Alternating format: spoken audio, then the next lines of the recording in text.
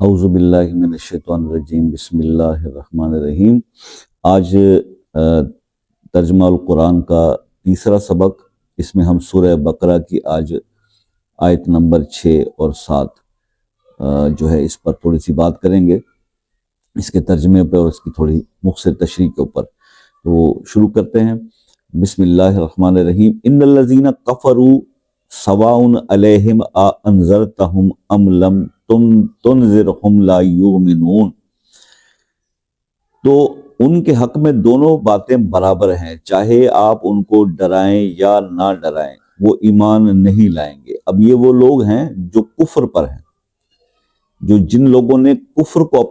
اپنا لیا ہے، ان کے حق میں دونوں باتیں برابر ہیں، چاہے آپ ان کو ڈرائیں یا نہ ڈرائیں، وہ ایمان نہیں لائیں گے۔ ختم اللہ علی قلوبہم وعلی سمعہم، اللہ تعالیٰ نے ان کے دلوں پر اور ان کے سماعتوں پر، ان کے کانوں پر مہر لگا دی ہے۔ وعلی ابصارہم، اور ان کی بصارت پر، علی ابصارہم غشاوۃ وَلَهُمْ عَذَابٌ عَظِيمٌ، اور ان کی آنکھوں پر پردہ پڑا ہوا ہے اور ان کے لیے زبردست عذاب ہے۔ یہ ان آیات کا ترجمہ ہے۔ اب آخرت سے مراد وہ زندگی ہے جو مرنے کے بعد حاصل ہوگی اور جو ہمیشہ کے لیے ہوگی۔ اس میں ہر بندے کو دنیا میں کیے ہوئے اعمال کا حساب دینا ہے، اور اسی بنیاد پر یہ فیصلہ ہوگا کہ وہ جنت میں جائے گا یا جہنم۔ اگرچہ یہ آخرت بھی ان اندیکھی چیزوں میں شامل ہے جس کو ہم غیب، ابھی ہم نے لاسٹ سبق میں سیکھا کہ جو غیب کی چیزیں ہیں، لیکن جس پر ایمان لانے کا ذکر سب سے پہلے کیا گیا، یعنی اس پر ایمان ہی ہمارے عقیدے کے پختہ ہونے کا ایک یقین ہے، لیکن آخر میں اسے علیحدہ کر کے خصوصی اہمیت کے ساتھ ذکر کیا گیا کہ شاید اس کی وجہ یہ ہے کہ آخرت کا عقیدہ ہی در حقیقت انسان کی سوچ ہوتی ہے اور اس کی عملی زندگی کو صحیح راستے پر رکھتی ہے۔ اب جو انسان یہ یقین رکھتا ہو کہ مجھے اللہ کے سامنے پیش ہو کر اپنے ہر عمل کا جواب دینا ہے، وہ کسی جرم کا، گناہ کا ارتکاب جو ہے اس پر کبھی ڈھٹائی کے ساتھ آمادہ نہیں ہوگا۔ ٹھیک ہے، یہاں پہ ان کافروں کا ذکر ہو رہا ہے، ان کفار کا بھی ذکر ہو رہا ہے کہ جنہوں نے یہ طے کر لیا تھا کہ چاہے کتنے واضح اور روشن دلائل ان کے سامنے آ جائیں، وہ کبھی حضور پاک صلی اللہ علیہ وآلہ وسلم کی دعوت پر ایمان نہیں لائیں گے۔ حضرت عبداللہ ابن عباس رضی اللہ عنہ نے اس آیت کی تفسیر میں فرمایا ہے کہ جو لوگ ہیں جو کفر پر اڑ گئے ہیں، اور ترجمے میں کفر کو یعنی کہ اپنا لیا ہے، کہ الفاظ اسی مفہوم کو ادا کرنے کے لیے استعمال کیے گئے۔ اب ڈرانا جو ہے وہ اس کا ترجمہ یہ کیا گیا کہ قرآن کریم نے انبیاء علیہ السلام کی دعوت کو بکثرت ڈرانے سے تعبیر فرمایا، کیونکہ انبیاء کرام علیہ السلام لوگوں کو کفر اور بدعمالیوں کے برے انجام سے ڈراتے ہیں، لیکن آیت کا مطلب یہ ہوا کہ آپ کو چاہیے کہ آپ چاہے ان کو دعوت دیں یا نہ دیں، ان کے سامنے دلائل پیش کریں یا نہ کریں، چونکہ انہوں نے تہیہ کر لیا ہے کہ کوئی بات نہیں ماننی تو وہ ایمان نہیں لائیں گے۔ تو کفار کے بارے میں اسی لیے اللہ پاک نے کہا کہ ہم نے ان کی سماعتوں پر، ان کی بصارتوں پر ہم نے مہر لگا دی۔ اس آیت میں یہ واضح فرما دیا گیا، ضد اور ہٹ دھرمی بڑی خطرناک چیز۔ اگر کوئی شخص ناواقفیت، غفلت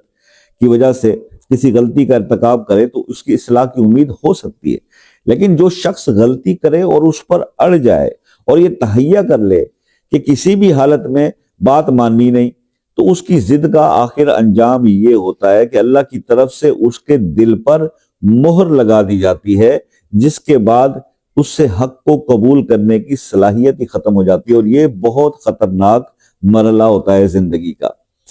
تو اللہ تعالیٰ کی طرف سے ان کے دل پر مہر لگا دی، جس کے بعد اب اللہ تعالیٰ اس حالت سے سب کو محفوظ رکھے،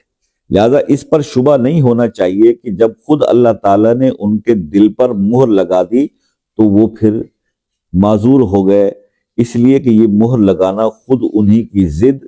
اور یہ تہیہ کرنے کا نتیجہ ہے کہ حق بات نہیں ماننی۔ مطلب یہ ہے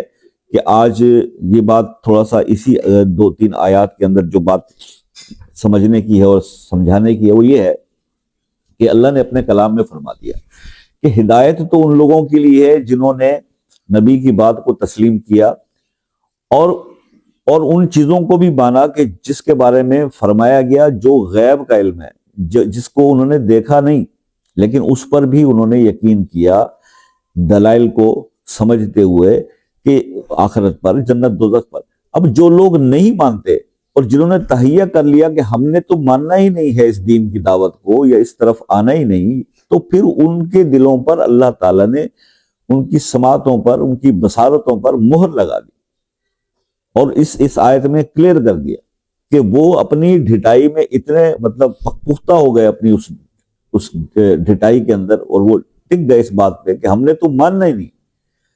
تو اللہ تعالیٰ سے ہمیشہ توبہ کریں، استغفار کریں کہ اللہ پاک ایسی سچویشن میں کبھی نہ ہم پڑ جائیں کہ جب ہماری سماعتوں پر، ہمارے دلوں پر مہر لگ جائے، ہماری بصارتوں پر مہر لگ جائے اور اللہ تعالیٰ اس کو فری ہینڈ دے دیں۔ ٹھیک ہے، تو اب آپ بات کو سمجھنے کی کوشش کیجیے۔ ہم شروع ہوئے تھے سورہ فاتحہ میں، جب آپ کو میں نے بتایا کہ اللہ تعالیٰ تو عالمین کا رب، اب اس نے رب کا مطلب ہے پالنے والا، تو جب پالنے والے نے رزق دینا ہے تو وہ رازق نے رزق دینا ہے سب کو، چاہے وہ اس کو مانتا ہے یا نہیں مانتا۔ لیکن بات یہ ہے کہ آپ اس صورتحال میں دیکھیں کہ آج کے مسلمان کو بھی، ہم اپنے آپ کو بھی دیکھیں، جن اعمال سے ہم ہٹے ہوئے ہیں اور ہمیں تلقین بھی کی جاتی ہے کہ جو ہم برائے نام مسلمان ہو گئے، مسلمان کے گھر پیدا ہو کر مسلمان ہو گئے، تو یہ تلقین کی جاتی ہے کہ جناب آپ نماز، قرآن، روزہ، ان چیزوں پر توجہ دیں، اور جو اس کان سے سن کے دوسرے کان سے نکال دیا جاتا ہے، تو مقصد کیا ہے؟ تو ہم ڈھیٹ ہو گئے نا۔ تو ایسی صورت میں اللہ تعالیٰ نے قرآن میں یہ فرما دیا کہ جب آپ پھر کفر پر ڈٹ جاؤ گے، اور مسلمان ہوتے بھی اگر آپ نہیں دین کی باتوں میں آ رہے اور آپ ان فرائض کو چھوڑ رہے ہیں، تو پھر ختم اللہ علی قلوبہم وعلی سمعہم وعلی ابصارہم، ان کی سماعتوں پر، ان کی دلوں پر، ان کی بصارتوں پر، ان کی آنکھوں پر، دلوں پر مہر لگا دی جائے گی، اور پھر غشاوۃ ولہم عذاب عظیم، اور ان کے لیے پھر بہت سخت عذاب ہے۔ تو اللہ تعالیٰ ہمیں اس کیفیت سے اور اس سچویشن سے بچائے۔ اللہ پاک نے ہم پہ کرم کر دیا، وہ مقام انسان کو عطا کر دیا کہ جس کے لیے انبیاء کرام یہ کہتے رہے کہ ہم نبی نہ ہوتے اور محمد مصطفیٰ صلی اللہ علیہ وسلم کے امتی ہوتے تو آپ کو بغیر مانگے یہ درجہ اللہ پاک نے دے دیا، اور آپ مسلمان کے گھر میں پیدا ہو گئے، تو بس پھر بہت بڑی رسپانسبلٹی ہے کہ اپنے اس مقام کو سمجھیے، اور یہ موجودہ رمضان میں اللہ پاک سے اتنی نیکیاں آپ سمیٹ لیں، اپنے گناہوں سے توبہ کر لیں، اور درود پاک کثرت سے پڑھ کے جس قدر نیک اعمال آپ اس رمضان میں جمع کر سکتے ہیں اپنے لیے کیجئے۔ یہی مقصد ہدایت ہے، اور یہی آپ کے ساتھ یہ ڈسکشن کرنے کا جو ہے مقصد ہے کہ یار نیکی کی طرف، ہدایت کی طرف آؤ، قرآن کو سمجھو، قرآن کے پیغام کو سمجھو۔ اور اسی چیز کے ساتھ آج کا سبق ختم ہوا۔ انشاءاللہ اگلے سلسلے میں، اگلے سبق میں پھر حاضر ہوں گے، تب تک کے لیے اجازت دیجیے۔ اللہ حافظ۔